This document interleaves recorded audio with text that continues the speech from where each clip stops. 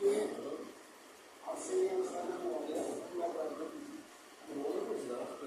নির্বাচনী আলোচনা সভা সম্মানিত নেতৃবৃন্দ, ৬ নং ওয়ার্ডের নেতৃবৃন্দ, পাশাপাশি আমার পাশে ব্রাহ্মণ অনেক আছে। এই ওয়ার্ডের প্রবীণ রাজনীতিবিদ, যার মুখে ধারণ করতে সক্ষম খালেদা জিয়ার ছবি, যে আমাদের সবুজ ভাই এখানে উপস্থিত আছেন। অনেক নেতৃবৃন্দ, সবার নাম না বললে সবার নাম বলতে চাচ্ছি না, এই জন্য আপনারা উৎসাহিত হয়ে আজকে আমাকে এখানে উপস্থিত, এই জন্য আপনাদের কাছে আমি পাশাপাশি এখানে যারা মন্ত্রী সবাই যারা আছেন, আসসালামু আলাইকুম। আসলে রাজনীতি যারা করে তারা ধৈর্য ধরে সহ্য করেই নেয়, এবার আমি জনগণের সেবা করি। যারা সেবক আর যারা সেবা না করে পদ পদবি নিয়ে গর্ব করতে চায়, তারা পদের জন্য আসে, তারা দলের জন্য আসে না, সমাজের জন্য, এলাকার জন্য আসে না। আমি দীর্ঘদিন যাবৎ আছি, আপনারা সবাই জানেন, নতুন কিছু না, প্রায় 20-25 বছর আমি আছি এখানে। বিগত দিনগুলো কিভাবে গেছে আমরা সবাই জানি, সেই বিষয়ে আমি আর কিছু বলবো না।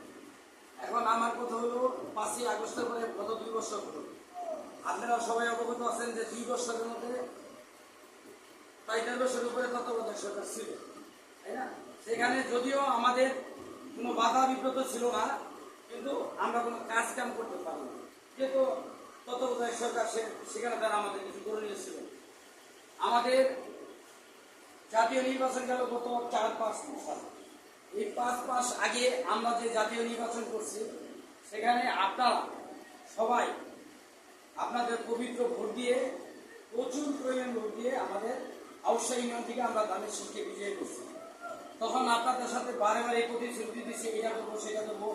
আমাদের নেতা আব্দুল সালাম আজাদ খুবই, মানে আমরা যেমন একটা প্রটোকল নিয়ে বসি, উনি প্রটোকল নিয়ে বসে, ওনার মতো নেতা আমরা পাইছি।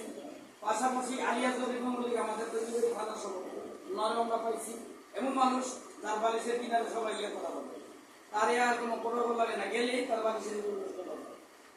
সেই কারণে গত এই 4 মাসের মধ্যে প্রায় আমি আউশিউনিয়নের 70 লাখ টাকার মতো কাজ আউশিউনিয়নে নিয়েছি। এর মধ্যে কিছু কাজ সমমান, কিছু কাজ কন্ট্রাক্ট হয়ে গেছে, কাজ এখনো হয়নি। মসজিদের প্রকল্পগুলিতে দিচ্ছি, ওই টাকাটা এখনো ডেলিভারি হয়নি। যখন ডেলিভারি হবে তখন আমরা পেয়ে যাবো। এরপরে আরেকটু কথা, সেটা হলো যে শুভচন্ডী থেকে আমরা কুন্দাবাজার থেকে আমরা তস্তিপুর পর্যন্ত একটা প্রকল্পের জন্য কথা বলছিলাম নির্বাচনের সময়। আমাদের ছেলেটা এখানে নাই, ওইটার জন্য, ওই কাজটা করার জন্য নদীতে অনেক ভাঙিয়ে দেয়, কাইসে স্কুল থেকে এখানে অনেক টাকা ভাঙিয়া হয়ে গেছে।